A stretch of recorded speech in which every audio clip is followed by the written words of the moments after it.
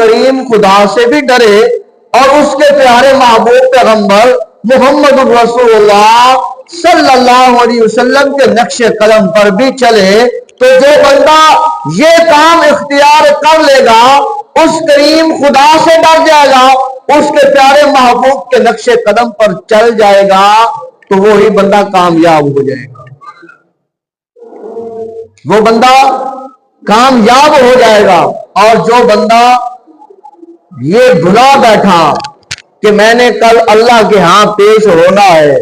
اس کے بھلا دینے سے کچھ نہیں ہوگا، نقصان اس کا اپنا ہی ہے، لیکن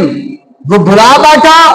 تو پھر اس کے لیے دردناک عذاب ہے۔ فرمایا ان بطش ربک لشدید، فرمایا خدا نے بے شک میری پکڑ بڑی سخت ہے، بڑی سخت ہے، شدید ہے۔ اگر پھر اس خدا نے پکڑ لیا تو پھر کوئی چھڑا نہیں سکے گا، پھر کوئی اعمال کام نہیں آ سکے گا، پھر کوئی نیکی کام نہیں آ سکے گی۔ آئیے اس وحدہ لا شریک سے ڈرے اور اس محبوب کے نقش قدم پر چلے، تو پھر راہ راست پر بھی ہے، کامیاب بھی ہے، اور پھر عمل بھی ہمارے اللہ کے ہاں قبول ہو جائیں گے، اور کل قیامت کے دن کریم خدا ہمیں سرخ روح فرما کر جنت عطا فرمائے گا۔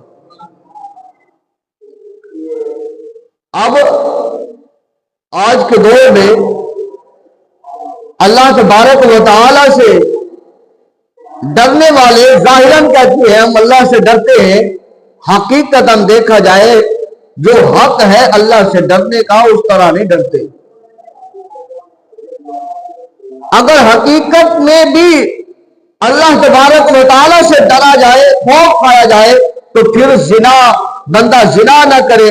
اور سود خوری بندہ سود نہ کھائے، اور شراب خوری بندہ شراب نہ پیے، دھوکہ دہی دینے والا بندہ کسی کو دھوکہ دہی نہ دے، اور اسی طرح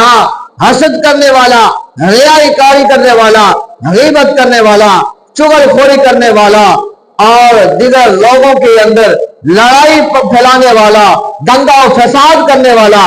یہ بھی نہ رہے، بلکہ وہ یہ ہو پھر آپس میں خوشیاں بانٹنے والے بن جائے، ایک دوسرے کی تکلیف کو دور کرنے والے بن جائے، ایک دوسرے کا سہارا بن جائے، ایک دوسرے کے معاون بن جائے، ایک دوسرے کے مددگار بن جائے، ایک دوسرے کے ساتھ کھڑے ہونے والے بن جائے، اور پھر یہ معاشرہ سنور جائے گا، اور اس کے اندر خوشبو اور مہک پھیلے گی۔ گویا کہ یہ اچھا معاشرہ بن سکتا ہے جب اللہ کے